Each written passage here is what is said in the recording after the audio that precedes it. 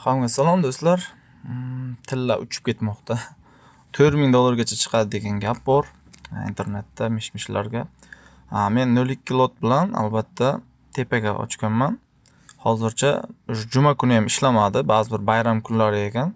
Shuning uchun juma, shanba, yakshanba ishlamaydi. Qotdi, swap ham olgan aytib berdilar, komissiyasi ham bor. Pul chiqarguncha ham oladi. Shuning uchun broker tanlashda juda ehtiyot bo'lasizlar. Akkaunt tanlashda ham Prime, SN, Pro turlari bor. O'shanga ham aytib berasizlar. Qisqasi broker tanlashda adashmaslik kerak. Shundagina bu ko'p komissiya yoki swaplarga pulingiz ketib qolmaydi. Demak, take profit stop loss qo'yilgan do'stlar 3385 ga. Kunlikka, haftalikka o'tsangiz mana 3400, 385, 3400, 3500 dollarga boradi degan analiz qilib chiqildi texnik holatda va fundamental holatda. Chunki hozir dunyoda urush, har xil vaziyatlar bo'lyapti. Tillaga bo'lgan ishonch kattalashyapti. Shuning uchun ham bayga ochganmiz do'stlar. Forex Prime akkauntidami jonli holatda. Ko'ramiz 1400 dollar plus bo'ladimi yo stopda uradimi? Stopda do'stlar 4 soatlikka stop 70 mi 60 dollarlarga minusda turibdi. Stopimiz.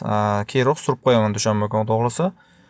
Bu videoni nasib bo'lsa javobini keyingi dushanba, seshanba kunlari xudo xolasa qo'yaman. Omad, fikrlaringiz qanday? Tilla 3400-3500 dollarga boradimi yo atkaz bo'lib narx selga qaytadimi? To 3257, 3200 dollarlarga kerakli urinlar bor. Shunga qaytadimi? Fikrlaringizni qoldirasiz degan umiddaman. Sog' bo'lasizlar, omon bo'lasizlar. Hozir kripto bozorida edim. Kripto bozorida normal foyda bo'ldi do'stlar. Demak, Forexga o'tdim yana.